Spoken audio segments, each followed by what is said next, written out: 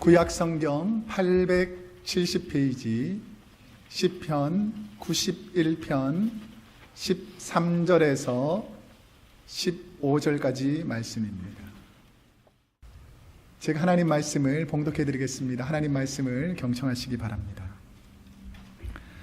내가 사자와 독사를 밟으며 젊은 사자와 뱀을 발로 누르리로다. 하나님이 가라사대 저가 나를 사랑한즉 내가 저를 건지리라. 저가 내 이름을 안즉 내가 저를 높이리라. 저가 내게 간구하리니 내가 응답하리라. 저희 환난 때에 내가 저와 함께하여 저를 건지고 영화롭게 하리라. 아멘. 주일은 복된 날이고 하나님의 은혜가 가득한 날인데요, 말씀을 들을 때에 하나님께서 크신 역사를 우리에게 보내주실 것입니다. 그래서 말씀을 들을 때 아멘으로 받고 진실한 마음으로 받으면 세상 속에서 승리할 수 있습니다. 졸음아 떠나가라, 피곤함아 떠나가라, 이런 다짐을 하시고 말씀을 한 말씀도 땅에 떨어지지 않고 응답받는 은혜가 있기를 바랍니다. 우리 말씀을 사모하는 마음으로 한번 기도드리겠습니다. 사랑이 많으신 하나님, 참으로 부족하고 연약한 종이 또 하나님의 말씀을 들고 주님의 귀한 전에 하나님의 말씀을 선포하기 위해서 섰습니다. 하나님, 두렵고 떨림으로 하나님 말씀을 전할 때에 하나님의 영광이 드러나게 하여 주시옵소서. 부족한 인간의 모습은 사라지게 하시고 오직 성령님께서 말씀하여 주옵소서. 이 예배가 하나님께만 영광이 되는 예배가 되게 하시고 말씀을 들을 때에 하나님의 뜻을 분별할 수 있는 지혜의 영을 허락하여 주옵소서. 감사드리며 이 모든 말씀을 우리 주 예수 그리스도 이름으로 기도하옵나이다. 아멘. 오늘은 시편 91편 13절에서 15절 말씀을 중심으로 함께 있으면 좋은 분이라는 제목으로 하나님 말씀을 선포하겠습니다. 우리 옆 사람에게 오늘 이렇게 인사할 텐데요, 당신과 함께 있어서 참 행복합니다. 뭐랄까요? 시작.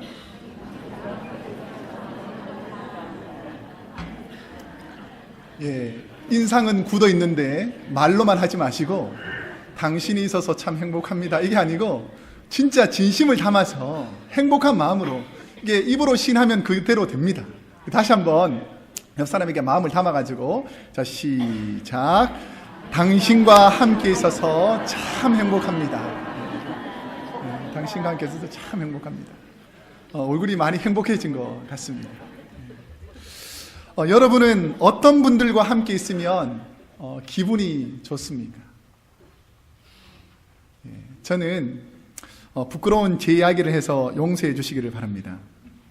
제가 학교에 다닐 때에 나만 보면 참 우리 찬우 멋지다 라고 칭찬해 주는 누나가 있었어요.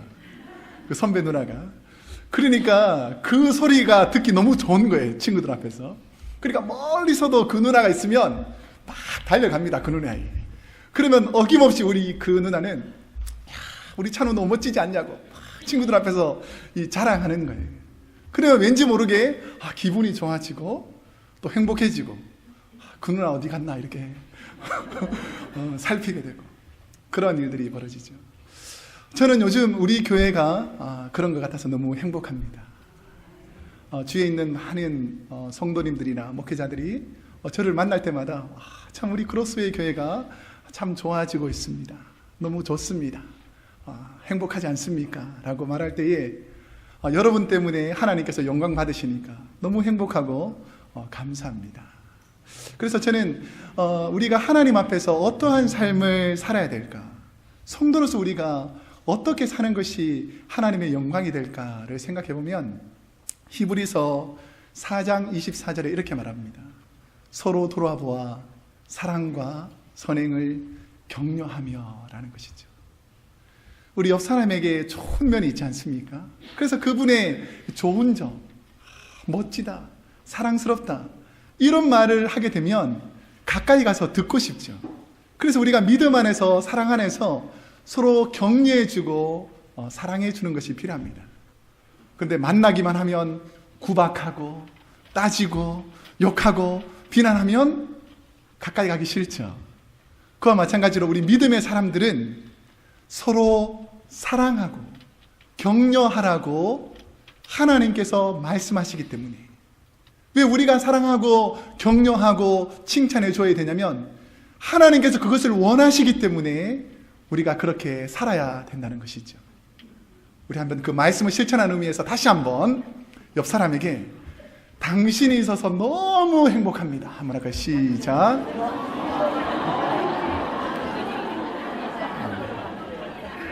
예. 너무 강조하시다 보니까 너무 감사하고 행복하죠. 성결대 신학과를 졸업하신 용혜원이라는 시인을 제가 만난 적이 있습니다. 그분의 인생을 살면서 그분이 늘 말씀하시는 것이 주님께 받은 사랑과 은혜가 너무 많기 때문에 그분의 소망은 주님께 받은 사랑을 책으로 써서 자기 키만큼, 그래서 시나 간증문 이런 수필들을 써서 자기 키만큼 하나님께 주신 은혜를 고백하고 싶다라고 했던 기억이 참 인상적이었어요. 근데 그분이 쓴 시 중에서 이런 시가 있습니다. 함께 있으면 좋은 사람이라는 시가 있는데, 제가 그 시를 한번 들려드릴 테니까 여러분 한번 눈을 감고 한번 들어보시기 바랍니다. 그대를 만나던 날 느낌이 참 좋았습니다. 착한 눈빛, 해맑은 웃음 한마디 한마디의 말에도 따뜻한 배려가 있어 잠시 동안 함께 있었는데 오래 사귄 친구처럼 마음이 편안했습니다. 내가 하는 말들을 웃는 얼굴로 잘 들어주고 어떤 격식이나 체면 차림 없이 있는 그대로 보여주는 솔직하고 담백함이 참으로 좋았습니다. 짧은 만남이지만 기쁘고 즐거웠습니다. 오랜만에 마음을 함께 맞추고 싶은 사람을 만났습니다. 마치 사랑하는 사람에게 장미꽃 한 다발을 받은 것보다 더 행복했습니다. 그대는 함께 있으면 있을수록 더 좋은 사람입니다. 저는 그 마지막 구절이 참 와닿습니다. 함께 있으면 있을수록 더 좋은 사람입니다. 우리 옆 사람에게 이렇게 고백할까요? 당신은 함께 있으면 있을수록 더 좋은 사람 같아요. 시작.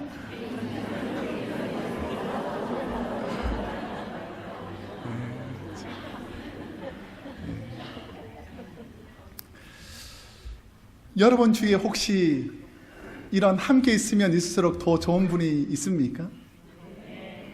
예. 아멘 하신 분들은 복이고 안 한 분들은 그런 분이 있기를 소원합니다.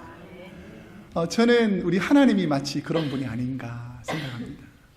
함께 있으면 있을수록 더 좋은 분, 함께 있으면 있을수록 더 감사한 분, 그런 분이 바로 우리 하나님이시죠. 제가 존경하고 가까이 지내는 친구, 선후배 목사님들이 많이 계시지만 제 개인적으로 자주 연락하며 함께 있으면 참 좋은 목사님 한 분을 소개하려고 합니다. 제가 미국에 처음 유학 갔을 때에 루이빌 신학교라는 곳에서 공부를 하게 됐는데 그곳에서 만난 목사님 이름이 김형술이라는 목사님이십니다. 저는 이 목사님을 생각하면 참 함께 있으면 있을수록 행복하다라는 것을 느낄 수가 있습니다. 제가 처음 담임 목회 사역지로 알라바마 쪽으로 내려갔었을 때에 11월 달이 되면 땡스기빙 있잖아요. 그럼 땡스기빙이 있으면 아이들이 한 주간 동안 브레이크를 합니다.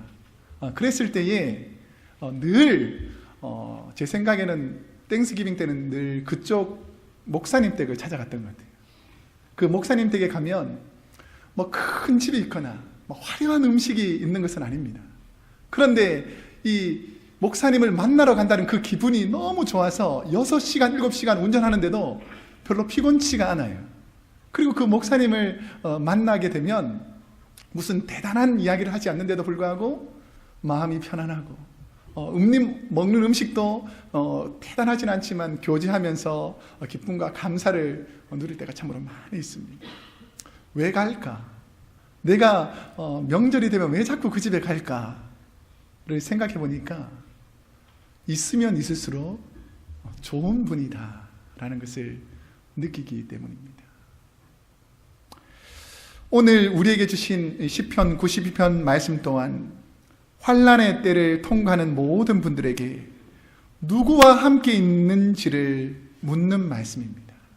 특별히 인생의 마지막 시대에 환난을 경험하게 될 사람들에게 이 시편을 통해서 하나님은 우리가 하나님의 위로를 경험하고 너희가 고난 중에 있지만 너희가 어려움 중에 있지만 내가 너와 함께 하고 있다라는 것을 잊지 말라는 말씀입니다. 저는 목회를 하다가 아니면 인생을 지내면서 힘든 일이 있을 때마다 이 시편 말씀을 자주 읽고 묵상합니다. 왜냐하면 이 말씀을 통해서 하나님께서 나에게 마음을 터치해 주시고 나를 만져주시면서 위로해 주시는 그 말씀이 너무나 감격스럽기 때문입니다. 저와 여러분이 살고 있는 이 세대는 우리를 두렵게 만들고 그 문제 앞에서 꼼짝 못하게 만드는 문제 때문에 불안하고 근심이 되는 상황을 접할 때가 있을 것입니다. 오늘 본문 13절 말씀에 보면 우리를 삼키려는 악한 세력들을 비유적으로 말하는 것이 나옵니다. 내가 사자와 독사를 밟으며 젊은 사자와 뱀을 발로 누르리로다 라고 말하면서 젊은 사자는 히브리어로 케피르인데 행위적으로 사납고 폭력적인 존재를 사용할 때에 이 젊은 사자, 케피르라는 단어를 사용합니다. 그리고 뱀이라는 타닌이라는 단어는 입에서 독을 내뿜으면서 남을 험담하는 사람, 입에서 악한 말로 사람을 넘어뜨리게 하는 악한 동물들을 상징할 때에 젊은 사자, 뱀이라는 단어를 사용합니다. 사단을 대표하는 구약의 동물이 있는데 그 동물은 뱀입니다. 창세기 3장에 보면 하와를 유혹할 때 사단이 인간에게 다가와서 말로서 유혹하죠.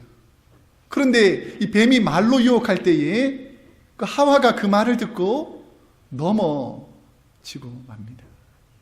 그래서 악한 뱀들은, 악한 사탄은 우리를 말로써 쓰러뜨리고 넘어뜨리려고 한다는 것이죠. 그런데 신약에서는 또 다른 사탄을 대표하는 동물이 등장합니다. 우리가 잘 아는 베드로전서 5장 8절에 보면 근신하라, 깨어라, 너희 대적 마귀가 우는 뭐처럼요? 사자처럼 두루다니며 삼킬 자를 찾는다라고 말하죠. 이 사자는 포악합니다. 강팍합니다. 그리고 연약한 자를 물어뜯는 아주 교활함을 대표하는 것입니다. 그렇기 때문에 이 뱀과 사자와 같은 악한 것들이 늘 우리를 삼키려고 누르고 있는 이 세대 가운데, 이 고난의 세대 가운데 누가 과연 우리의 도움이 될까? 누가 과연 우리와 함께 있으면서 나를 지켜줄까라고 많은 사람들은 고민하고 염려하고 있는 것입니다. 세상은 마귀에게 종노릇하며 온갖 악을 행하는 자들이 참으로 많이 있습니다. 제가 2010년도에 저희 누님이 선교하는 인도에 선교를 하러 가게 됐어요. 그런데 선교지에 가보니까 한 15에서 16 정도 되는 젊은 아주 소녀가 있었는데 너무 이쁘고 착하게 생긴 거예요. 그런데 저희 누님이 그 소녀의 참으로 불쌍하고 딱한 이야기를 해주는 것을 보고 참 마음이 아팠습니다.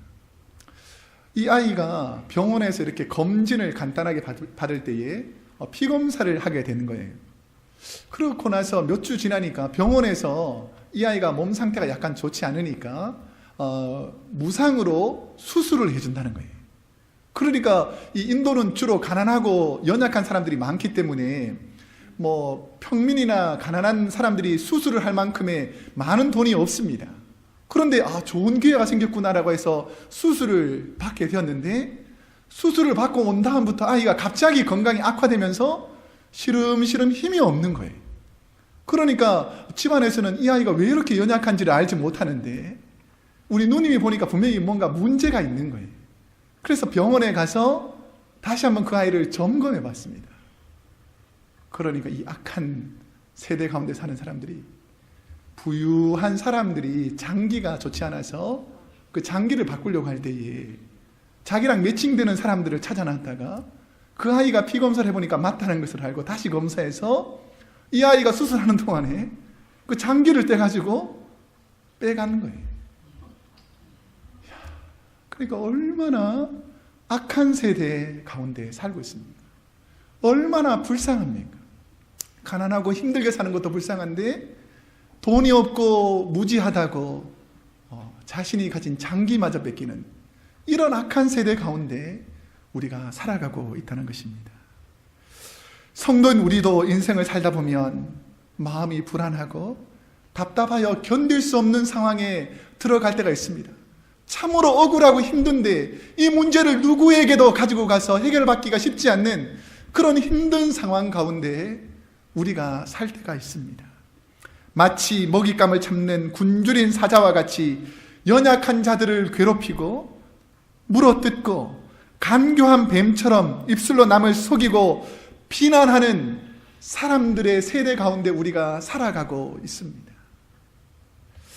저는 누군가 뱀과 같이 악한 말을 내뿜으며 사자와 같이 으르렁거리고 힘든 상황이 될 때 저도 모르게 하나님께 내뱉는 말이 있어요.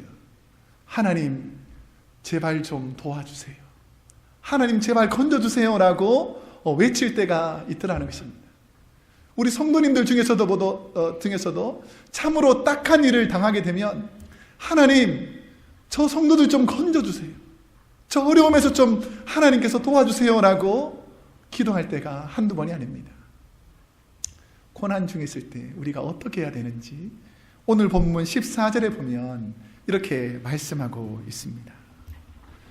저가 나를 사랑한즉 내가 저를 건지리라 라고 말하고 있지. 오늘 본문에서 저는 고난 중에 있는 저와 여러분을 말하고 나는 하나님이십니다. 그래서 본문에 하나님께서 나를 이 하나님께서 도와주시고 건져주신다라는 것을 말합니다. 우리가 고난 중에 있을 때 하나님께서는 우리를 사랑하시는 그 하나님께서는 우리가 하나님을 얼마나 사랑하시는지를 보시고 우리가 고난 중에 있을 때 우리를 건져주시는 하나님이시라는 것입니다. 이 사랑하다라는 히브리어는 하사크라는 단어인데 두 사람이 가까이 지내며 헌신적으로 사랑할 때 쓰는 표현입니다. 그리고 이 하사크라는 단어는 둘이 있으면서 너무너무 좋아하는 사이이기 때문에 사랑한 사람이 고난을 받으면 건져준다는 거죠. 이 하사크라는 단어는 둘이 있을 때 너무너무 행복하다라는 뜻입니다. 제가 학교 다닐 때나 사회에서 보면 사귀는 사람들을 남녀를 볼 때가 있어요. 사귀는 남녀를 보면 얼마나 붙어 있는지 모릅니다. 아침부터 붙어 있어요. 뭐 너희는 아침부터 붙어 있냐라고 해도 둘이 계속 붙어 있다가 수업도 같이 듣고 점심때가 되면 둘이서 밥도 같이 먹고 밥 먹고 나면 커피도 같이 먹고 하루 종일 같이 지내다가도 떨어질 때가 되면 너무 아쉬운 표정으로 이 집 갔다가 또다시 저 집 갔다가 이렇게 떨어지기를 너무너무 힘들어하는 그런 연인들이 있잖아요. 오늘 이 하사크라는 단어가 바로 그런 단어입니다. 너무너무 있는 것이 좋아서 떨어지기 싫어하는 그런 사랑스러운 관계를 말해요. 그 사랑하는 사람이 고난 중에 있다는 거죠. 어려움 중에 있다는 거죠. 그런데 우리 하나님께서는 그 고난 중에 있는 사랑하는 우리를 그냥 내버려 두시지 않고 우리를 건져주시는 사랑의 하나님이시라는 것입니다. 하나님께서는 사랑하는 자녀가 고난 중에 있을 때 시편 50편 15절 말씀에 보면 이렇게 말합니다. 환난 중에 나를 부르라. 내가 너를 건지리니 너가 나를 영화롭게 하리라. 어려움 중에 있는 분들, 우리 하나님께서 건져주실 줄로 믿습니다. 저는 인생에 고난이 올 때, 예상치 않았던 문제가 생길 때 그 고난 가운데서 제 마음속에 지배하는 마음이 있었습니다. 그것은 제가 하나님 사랑하는 마음 변치 않으면, 내가 주님 사랑하는 마음 변치 않으면 하나님은 이 고난에서 나를 건져주실 것이다. 내가 어렵고 힘든 순간을 지나가지만 하나님께서 나를 건져주실 것이다 라는 그 믿음이 있게 되면, 하나님을 신뢰하게 되면 고난 가운데서도 이길 수 있는 믿음이 있더라는 것이죠. 여러분, 하나님 사랑하십니까? 하나님이 건져주실 줄로 믿습니다. 어떠한 고난 가운데서도, 어떠한 어려움 가운데서도 우리가 하나님 사랑하는 마음 변치 않으면 우리 하나님, 우리가 어려움 당할 때 건져주시는 하나님이라고 오늘 약속하고 있는 것입니다. 고린도전서 10장 13절 말씀에 보면 사람이 감당할 시험 밖에는 너에게 당한 것이 없나니 오직 하나님은 미쁘사 너희가 감당치 못할 시험 당함을 허락지 아니하시고 시험 당할 즈음에 또한 피할 길을 내사 너희로 능히 감당하게 하시느니라. 아멘. 우리의 인생에 고난과 환난이 왔을 때 우리는 그 고난만 보지 말고 하나님의 계획을 볼 수 있는 믿음이 있기를 간절히 원합니다. 프랑스의 문호인 빅토르 유고라는 사람이 48세가 되는 해에 게르세유라는 섬으로 유배를 당합니다. 그러니까 이 젊은 나이에 유배가 되었는데 20년 동안 그 섬에서, 게르세유라는 섬에서 유배 생활을 하게 됩니다. 그러니까 그 친구들, 가까이 있던 사람들이 이제 빅토르 유고는 그 인생이 끝이 났구나, 참으로 비참한 삶이 되었구나, 참 불쌍하구나 라고 생각할 그때에 그 20년 동안 빅토르 유고는 그 삶을 포기하거나 낙심하지 않고 그 가운데에서 그 고난과 힘든 일들을 글로 쓰게 됩니다. 그래서 우리가 잘 아는, 제가 어릴 적에도 읽었던 우리가 잘 아는 책인 장발장이라는 레미제라블이라는 책을 쓰게 됩니다. 성도에게 오는 고난은 단순한 고난으로 끝나지 않습니다. 고난을 겪는 동안 그 고난을 통하여 단련과 연단을 통해서 하나님은 우리를 건져주시고 더 강한 존재로 만들어 주십니다. 우리가 인생을 살면서 어려운 시기에 나를 도와주신 분들이 많이 생각날 것입니다. 세상은 바뀌어도 하나님이 우리를 사랑하는 마음은 바뀌지 않는다는 사실입니다. 고난 중에서 우리가 그 고난을 건져주시는 하나님을 통해서 우리가 느끼는 감정이 무엇입니까? 내가 고난 중에 있을 때에 하나님께서 우리를 건져주실 때 느끼는 감정이 무엇일까요? 그래, 내가 고난 중에 있었지만 하나님은 내 기도를 들어주시고 내게 응답하시는 분이셨구나. 내가 고난 중에 있을 때 그냥 내버려 두시지 않고 하나님은 나를 치료하고 회복하는 분이었구나 라는 것을 알게 된다는 것이죠. 오늘 본문 15절에 보면 그 신실하신 하나님에 대해서 말씀하고 있습니다. 저가 내게 간구하리니 내가 응답하리라 라는 것이죠.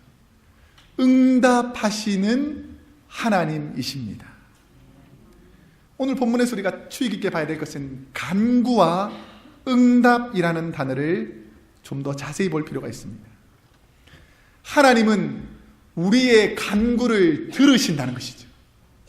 듣고 계실 뿐 아니라 우리의 간구를 응답하시는 하나님이시라는 것입니다.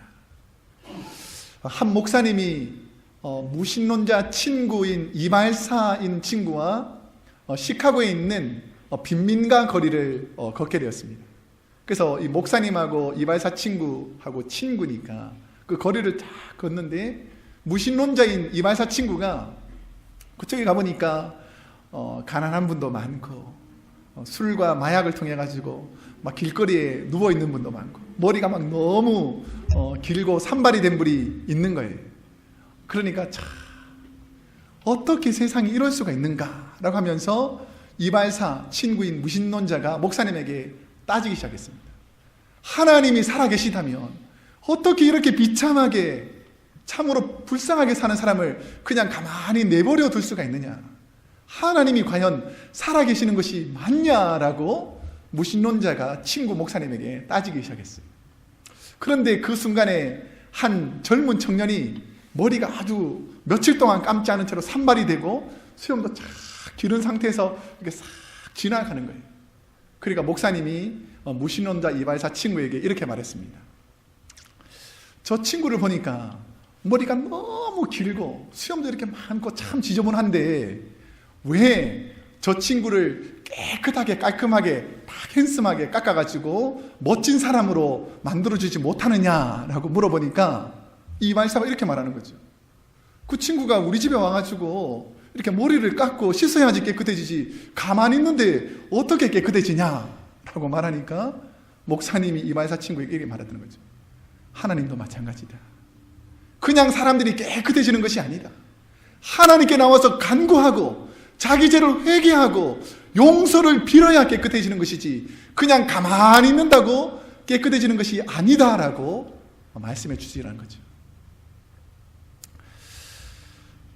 성경에 보면 예수님께 치료를 받은 병든 하인을 둔 로마 백부장이나 나병 환자나 중풍병자나 소경 바디메오, 귀신 들린 딸을 둔 가나인 수로보니게 여인 등 이 모든 사람들의 공통점은 자신의 문제를 하나님께 가져왔을 때에, 예수님께 이 문제를 가지고 나왔을 때에 우리 주님께서 깨끗하게 치료해 주셨다는 것을 기억하라는 것입니다.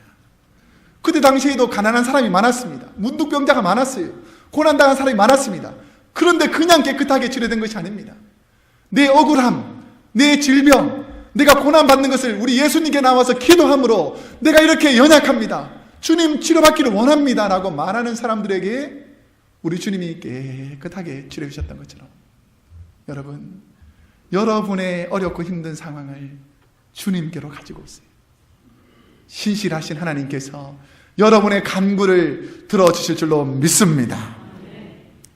저는 요즘 부임 대신방을 하면서 성도님들 가정을 방문하고 있습니다.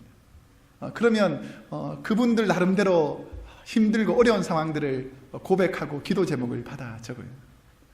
그런데 가보면 어렵지 않는 가정이 거의 없는 것 같아요.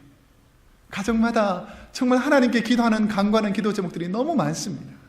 그러면 제가 그 기도 제목을 받아가지고 와서 새벽 기도 때마다, 수요 예배 때마다, 금요 찬양 기도가 있을 때마다 그 기도 제목들을 하나씩 하나씩 꺼내어서 하나님께 기도합니다.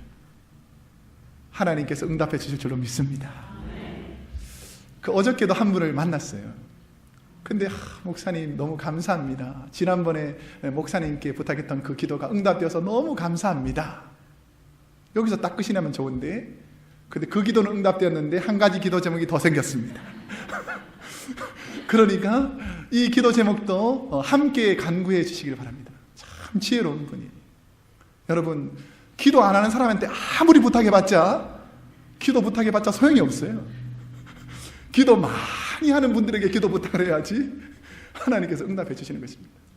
여러분의 기도 제목을 하나님께 가지고 오시기 바랍니다. 하나님께서 응답하여 주실 줄로 믿습니다. 하나님은 우리의 연약함을 아시고 우리의 모든 상황을 아시지만 하나님은 우리가 하나님께 간구하실 때에 응답하시는 하나님이라고 오늘 말씀하시는 것입니다. 저는 하나님께 기도하고 응답받을 때마다 하나님께서 내 옆에 계셔서 세미한 나의 기도를 들으시고 응답하시는 하나님께 참으로 감사합니다. 부족한 나의 기도지만 하나님 그것을 들어주시고 응답하여 주셔서 감사합니다 라고 고백하게 되더라는 것이죠. 우리는 인생의 어려움을 겪을 때 누가 내 옆에 있는지를 보면 누가 진실로 나를 사랑하는 사람인지 그렇지 않는 사람인지 알 수가 있어요. 좋을 때 있는 분들이 아니라 내가 진실로 힘들고 어려울 때에, 그 누구도 나를 가까이 하지 않을 때에, 그때 내 옆에 있는 분이 바로 참 좋은 친구라는 거예요. 옆 사람 한번 볼까요? 내가 힘들 때, 어려울 때. 여러분, 세상은 다 떠나도 우리 하나님은 떠나지 않는 줄로 믿습니다. 그렇기 때문에 우리가 하나님을 의지하는 거예요. 오늘 본문 15절 말씀에서 우리 하나님께서 이렇게 말씀합니다. 이 중반 후반에 보면 저희 환난 때에 내가 저와 함께하여 저를 건지고 영화롭게 하리라.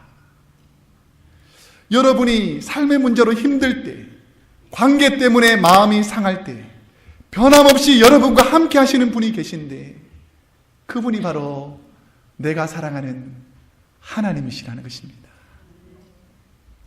가족과 친구가 내 옆에 있을 수도 있고, 목자님이 내 옆에 계실 수도 있고, 목회자인 부족한 우리가 옆에 있을 수도 있지만, 어려움 중에 함께 하시는 분, 영원히 나의 기도를 들으시고 내가 고난 중에 있을 때 나를 건져주시고 내 삶에 응답해 주시는 그분이 바로 오늘 우리 하나님이라고 말씀하고 있는 것입니다. 본문의 고난 중에서 함께 하신 하나님은 결국은 우리 연약한 자들을 회복시키시고 치유하셔서 우리가 하나님께 감사하고 영광 돌리는 모습을 통해서 하나님이 영광 받기를 원하신다는 것이죠. 여러분, 고난 중에 있을 때에 감사하는 성도님들 되기를 원합니다. 하나님이 나를 건져주시고 나를 회복시켜주시는 하나님이심을 믿고 감사하게 되면 죽음의 순간에서도 두려워하지 않고 하나님께 영광을 돌리게 되면 하나님께서 우리를 높여주시고 영화롭게 만들어주신다고 오늘 본문은 말씀하고 있는 것입니다. 영국의 신실한 목회자이며 신학자인 매튜 헬리 목사님은 고난 중에 감사하는 성도들을, 우리 수학에 보면 플러스가 있잖아요. 플러스. 그래서 고난 중에 있더라도 하나님께 감사하게 되면 감사를 통해서 더 큰 감사를 만들어준다는 거예요. 혹시 고난 당하는 분이 있다면 그 고난 가운데 하나님의 계획을 믿으며 그 고난 가운데도 감사하기를 소원합니다. 그러면 감사할 조건들이 더 많아진다는 것이죠. 근데 그 반대로 고난이 왔을 때에, 어려운 일이 생겼을 때에 원망하고 불평하게 되면 마이너스가 생기는데 있는 것도 빼앗긴다는 거예요. 여러분, 하나님께 영광 돌리는 분들은 고난 가운데 건져주시는 하나님을, 신실하신 하나님을 믿고 감사와 영광을 돌리기 때문에 우리 하나님께서 높여주시더라는 것입니다. 여러분, 하나님께 감사하는 주의 자녀들 되기를 축복합니다. 예수님께서도 마태복음 23장 34절 말씀에 보면 믿음의 사람들은 고난과 핍박과 순교의 순간에도 고백하는 부분이 있다는 것이죠. 예수님께서 이렇게 말씀하셨습니다. 너희가 그 중에서 더러는 죽이고 십자가에 못 박고 그 중에 더러는 너희 회당에서 채찍질 당하고 이 동네에서 저 동네로 구박하리라. 이 순교의 열전에 서문을 썼던 윌리엄 블리엄 무어라는 분은 기독교의 역사는 순교의 역사다라고 말했습니다. 그 정도로 이 기독교는 복음이 전해지는 곳곳마다 핍박과 고난을 통해서 순교가 일어났다는 거예요. 그런데 그것이 고난과 어려움으로 끝나는 것이 아니라 그 고난과 역경 가운데서도 십자가에 못 박혀 죽는 그 순간에서도, 돌에 맞아 죽는 그 순간에서도 하나님께 영광 돌리는 믿음의 선배들이 있었기 때문에 오늘 우리가 이 자리에 있음을 잊지 않기를 소원합니다. 내가 구원받은 이 은혜, 하나님께서 내가 고난받을 때에 하나님께서 나를 건져주셨기 때문에 내가 이 자리에 있다는 것을 잊지 않기를 소원합니다. 이제 말씀을 맺겠습니다. 저는 어릴 때에 어두운 길, 깜깜하고 두려운 길을 걸어갈 때가 있었어요. 앞이 잘 보이지 않는 그 깜깜한 길인데도 불구하고 내 마음은 너무 행복하고 기뻤어요. 왜냐하면 오른손에는 우리 아버지가 손을 잡아주고 왼손에는 우리 어머니가 손을 잡아주시니까 환경을 보면 깜깜하고 힘들고 앞이 보이지 않는데 지금 되돌아보니까 두렵고 떨렸다기보다는 너무너무 기쁘고 즐거웠고 나이가 들어서 그때를 회상해 보니까 참 행복했구나라고 생각이 듭니다. 우리 인생을 살다 보면 너무너무 깜깜하고 하나님 어떻게 이렇게 사방이 두렵고 떨리는 것으로 깜깜하게 나를 두렵게 합니까? 라고 생각할지 모르지만 그 순간에도 우리 주님 우리 손을 잡고 계신 줄로 믿습니다. 이제는 성인이 되어서 목회하면서 우는 사자와 같이 두렵게 만드는 시련과 연단이 있을 때마다 혹은 뱀과 같은 독을 품은 말로 거짓과 속임수로 악을 퍼뜨리는 사람들을 만날 때마다 저는 늘 이 말씀이 힘이 돼요. 찬우야, 내가 너와 함께하여 너를 건지고 결국은 나 하나님인 내가 너를 통해서 영화롭게 만들어 주실 것이다. 그 하나님이 우리 사랑의 하나님이신 줄로 믿습니다.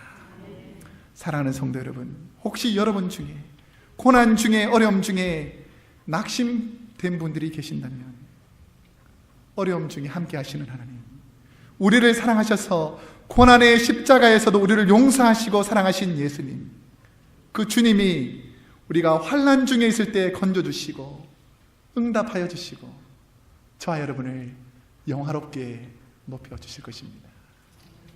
오늘 하루 살아갈 동안에 그 신실하신 하나님을 신뢰하고 사랑하고 주님 없이 못 살아요.